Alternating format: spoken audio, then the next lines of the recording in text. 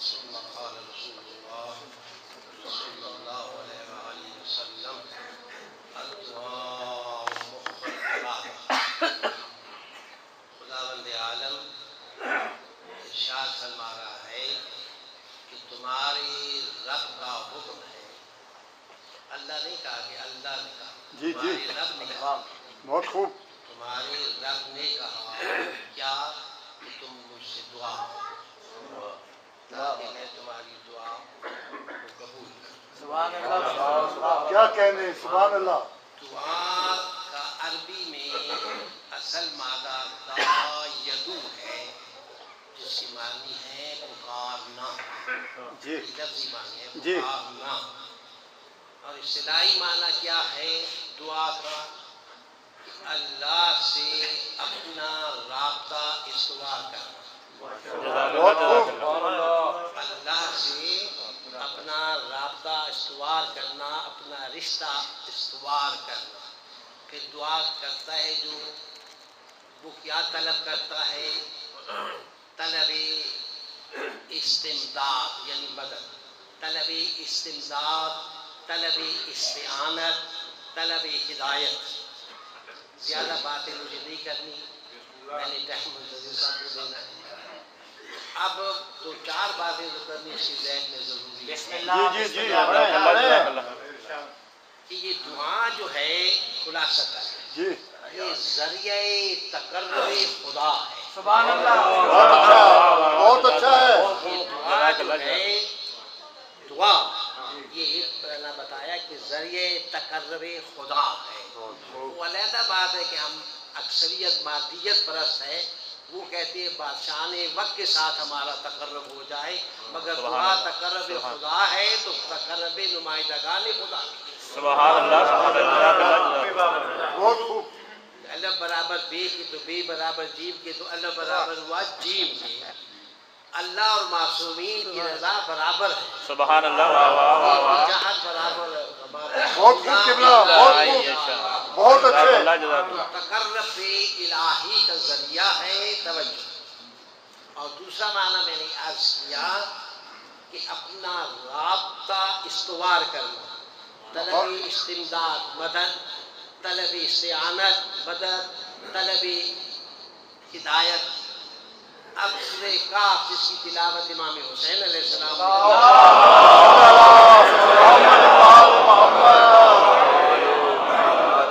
کبھی کبھی سورہ کاف کو شریک کیا کرے نوجوان. جی جی جی. امام حسین علیہ السلام نے اس سورہ کا انتخاب کیوں کیا؟ سبحان اللہ. بہت خوب. سورہ کاف امام حسین 114 بہت سورہ خوب. ہے. سورہ اخلاص پڑھ دیتے سب سے چھوٹا سورہ، قرآن کا کل سورہ یاسین پڑھ دیتے. سورہ کاف پڑھنے کی علل و اسباب 5 منٹ میں بیان نہیں کر سکتا، اشارہ کرتا جاؤں.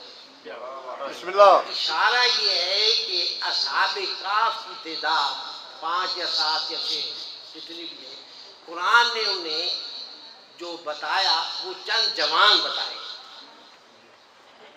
جو چند جوان جو ایمان لے آئے فزدناہم ہدی، پھر ہم نے ان کی ہدایت میں اضافہ کر دیا. ایمان کیوں لائے؟ جب ظالم بادشاہ اپنے آگے سجدے کا حکم دیتا تھا لوگ سجدہ کرتے تھے، ان کے ضمیر نے اجازت نہیں دی، انہوں نے سجدہ نہ کیا، لائق سجدہ نہ سمجھا. ظالم جابر کے سامنے کلمہ حق بیان کیا.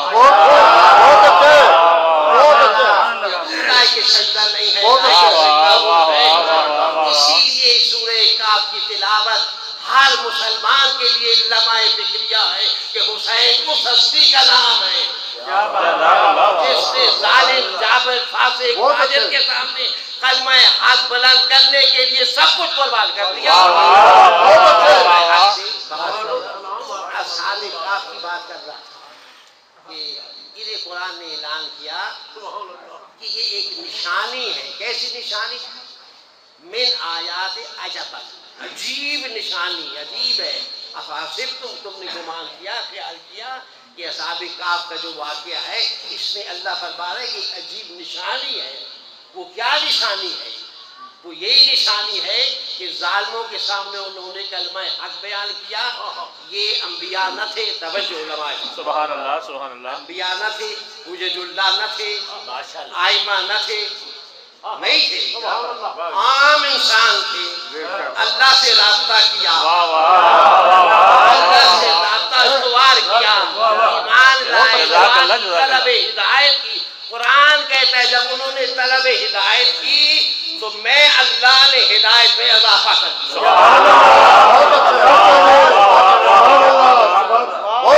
تکبیر, نعرہ رسالت, نعرہ حیدری, نعرہ صلوات.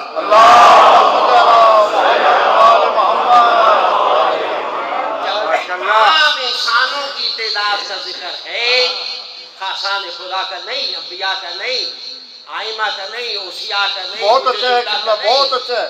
مگر انہوں نے اپنا رابطہ استوار کیا. کس سے؟ اللہ سے. عام انسان جب رابطہ استوار کرے اس خالق سے سبحان اللہ. واہ اس کا واہ. عمل نشانی عجیب بن جاتا ہے. جو مجسم رابطہ ہو وہ مخلوق میں سمجھ گئے. جو مجسم ہو, مکمل ہو, اکمل ہو, بے عیب ہو, بے نقص ہو, جس کی ابتدا بھی جس کی انتہا بھی رابطہ ہی رابطہ ہو. نہیں سر, یعنی اسلام کی کیا شان بیان. بہت اچھا. محمد مصطفیٰ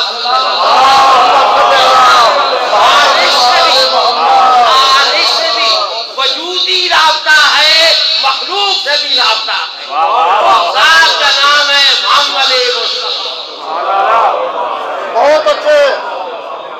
کب سے رابطہ ہے؟ دو چیزیں ہیں علماء جانتے ہیں, مادیت و معنویت. اس کو میں اور آسان کر دوں, ظاہری و باطنی. ظاہری کیا ہے؟ بعثت ہے, ولادت ہے, اور آخری لمحات ظاہری زندگی ہے کہ وہ نبی تھے اور ان کا رابطہ اللہ سے بھی تھا اور مخلوق سے بھی تھا. یہ ظاہری میں نے بات کی ہے. باطنی و معنوی کیا ہے؟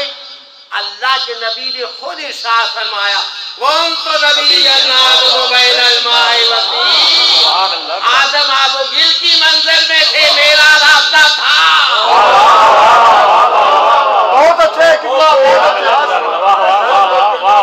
بہت اچھے. میری بات, یہ معنوی جو فاصلہ ہے, جو پیریڈ ہے, اس کو بدا کہتے ہیں. کیا بات ہے. اب بدا میں کیا ہے؟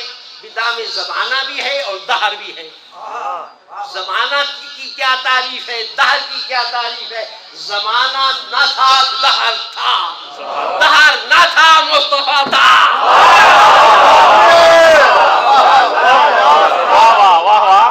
زمانہ بھی نہ تھا, بہت اچھے. دہر بھی نہ تھا, بدا کا معنی. زمانہ بھی نہ تھا, بدا بھی نہ تھا, مصطفیٰ تھا, منصب بھی تھا. منصب نہ تھا. محمد نہیں فرمایا کون تو نبی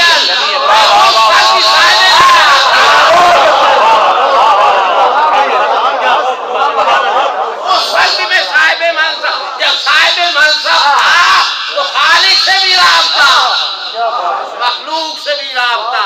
تو اس کے بدا کیوں کوئی نہیں ناپ تول سکتا. ہاں وہ اتنی قابل تعریف ہستی ہے, اس کا اتنا رابطہ ہو, وہ قابل تعریف ہے. صلوات پڑھ.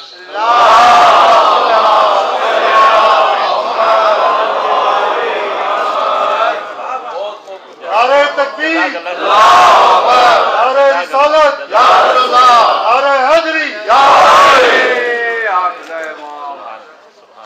اس تقریر کے آخری اختتام آ چکے ہیں.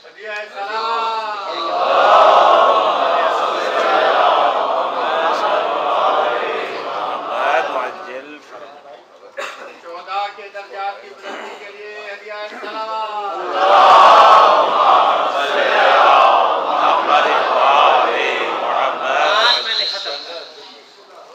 بات میں نے ختم کر دی. دعا کا معنی بتایا. نماز تو قرآن نے صلاۃ کا, صلاۃ کا ہے. صلاۃ کی معنی بھی دعا ہے. دعا ہے یا نہیں؟ عربی کے اعتبار سے صلاۃ کی معنی بھی دعا ہے. تو اب میں نے محمد مصطفیٰ صلی اللہ علیہ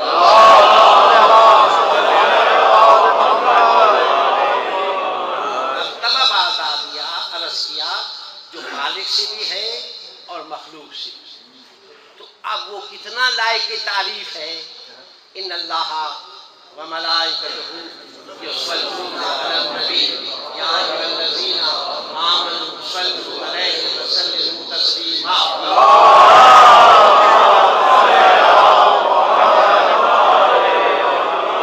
چونکہ یہ شہداء تقریب میلاد النبی میں سبحان اللہ سبحان اللہ. تو میں اشارتاً عرض کرتا چل جاؤں کہ یصلون کا معنی ترجمہ پرانا اور عام یہی ہے کہ اللہ بھی درود بھیجتا ہے یا اللہ بھی رحمت نازل کرتا ہے، اس کے ملائکہ بھی، تم بھی طلب کرو. یہ عام ترجمہ ہے. یاد رکھیں کہ عربی کے ایک لفظ کا ایک معنی نہیں ہوتا، 6 بھی ہوتی ہیں، 3 بھی ہوتی ہیں، 4 بھی ہوتی ہیں. جیسے عین آنکھ، عین گھٹنا، عین چشمہ، اس کے سیاق و سباق دے کر معنی لیے جاتے ہیں. سبحان اللہ. مثلا چشمہ جس سے پانی نکلتا ہے. تو اب میں یہ کہوں کہ میں نے رائے تو عین، میں نے چشمے سے دیکھا، اس کا ترجمہ نہیں، میں نے آنکھوں سے دیکھا، یہ ترجمہ ہوگا. کرینہ یہ ہے، موضوعیت یہ ہے. تو اب اس کے معنی رحمت ہیں، اس کے معنی رحمت سے انکار نہیں ہے کسی مسلمان کو کہ وہ رحمت نازل کرتا ہے، مگر یہ آیت بتاتی ہے کہ خالق رحمت نازل کرتا ہے، ہم طلب رحمت کرتے ہیں، ہم محتاج رحمت ہیں، اور محمد مصطفیٰ خزینہ دار رحمت ہے. یہ فرق ہے بنیادی کہ ہم محتاج رحمت اور وہ خزینہ دار رحمت. اور کوئی دلیل مانگے وما ارسلناک الا رحمۃ للعالمین، وہ عالمین کے لیے جسے رحمت بنا کر بھیج دیا، اس کی شان میں اگر ایسا فرمائے کہ میں نے رحمت نازل کی تو یہ شان اپنی جگہ ہے، مگر حقیقی شان جو اللہ بتانا چاہتا ہے دوسرے معنی میں کہ صلاۃ کے المسلمون یصلون، یہاں ترجمہ ہوگا کہ مسلمان نماز پڑھتے ہیں، رحمت تو نازل نہیں کرتے. تو پھر رحمت کے معنی بھی ہیں، اطاعت کے معنی بھی ہیں، بہت اچھا ہے. ہم صرف و ثنا کے معنی بھی ہیں، مدح کے معنی بھی ہیں، ستائش کے معنی بھی ہیں. دلیل قرآن سے دے کر بات کو میں ختم کروں. تو اللہ بھی اے میرے حبیب تیری مدح کرتا ہے، ملائکہ بھی کرتے ہیں، صاحبان ایمان تم بھی محمد مصطفیٰ کی مدح کرو، تم بھی تعریف کرو. یہ نعت کیا ہے؟ یہ مشاعرہ جو ہوتا ہے جس میں صفت و ثنا، یہ رسمی تقریب نہیں ہے، اس کا استدلال شرعی ہے کہ حکم ہے کہ تم مدح رسول کرو. حکم ہے. جب حکم ہوا تو یہ رسم نہیں ہوئی، یہ استدلال شرعی پیدا ہوا. تو اتنی تعریف کرو کہ وہ اتنی تعریف کرو جو تمہارا مقدر ہے، مگر اللہ بھی اس کی تعریف کرتا ہے. اللہ نے اپنے اسماء صفاتی میں اسم رکھا محمود، سبحان اللہ. اور اپنے حبیب کا نام رکھا محمد. اب ہم سب کا وکیل بن کر خطبہ علماء سامعین کا اللہ کی بارگاہ میں حج کر پانے والے کائنات کا ذرہ ذرہ تیری حمد کرتا ہے. تو محمود اس میں مفعول بن گیا جس کی حمد کی جائے، اور جس کو محمد کے اسم سے مسمى کیا اس کی تعریف کے بارے تو جواب یہی ملے گا کہ کائنات کا ذرہ ذرہ جس کی حمد کرے وہ محمود ہے، محمود جس کی حمد کرے وہ محمد ہے.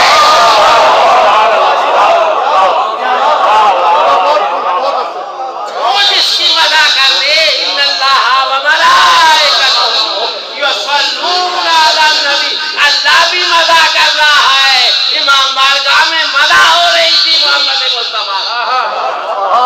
اس تقریب مدح میں ہی ہمارے جوان شہید ہوئے. یاد رکھیں ایک بات میں کہہ دوں، وقت نہیں ہے، ٹائم دے دیا. صراط کا معنی کیا ہے اور منزل کا معنی کیا ہے؟ صراط راستہ ہے، منزل نہیں ہے. بہت فرق ہے صراط میں اور منزل میں. اب علی کے بارے آج میں نے پڑھا تقریباً بڑے مشہور معروف مدرس صاحب کو نام یاد ہوگا، تفسیر بھی شاید موجود ہو، ابن مردوہ اصفہانی، وہ اپنے عقیدے سے تفسیر میں دکھ رہا ہے کہ علی کی ذات جو ہے، علی کی ذات، وہ کہتے ہیں یہ صراط نہیں ہے، صراط تو کہتے ہیں راستے سے، اسے پوچھا کہ راستہ کیا ہے؟ اس نے کہا عشق علی، محبت علی، مودت علی، یہ راہ ہے۔ اب راہ دیکھتی ہے تو مقداد کو دیکھو، عصمت کمال کو دیکھو، ابوبکر کو دیکھو، غلام قمر کو دیکھو، یہ راہ ہے، علی منزل ہے، علی منزل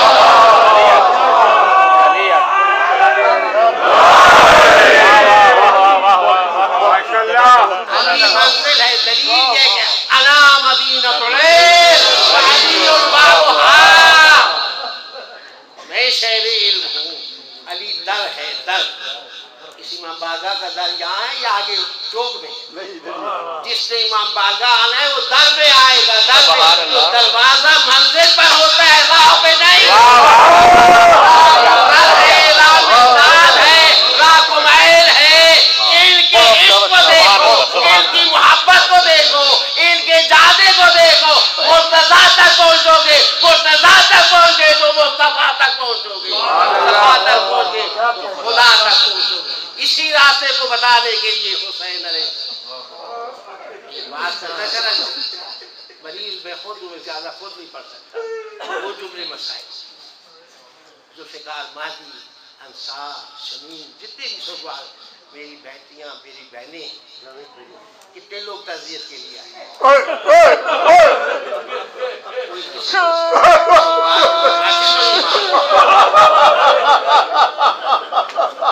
جب قافلہ گزرا تھا نا عیسائی آبادی علی اکبر کا سر دیکھا نا،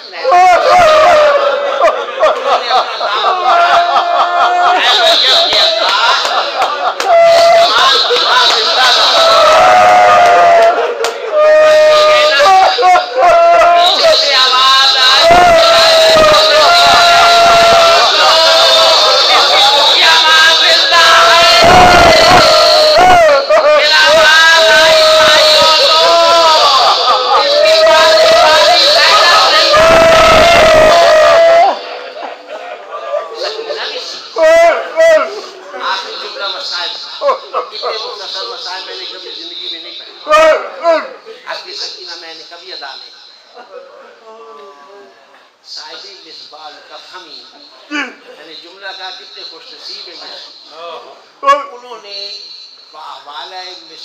مصباح المجالس نے باوالہ مصباح ایک روایت لکھی کہ شمر نے سکینہ کو بابا کے میت سے جسد سے جدا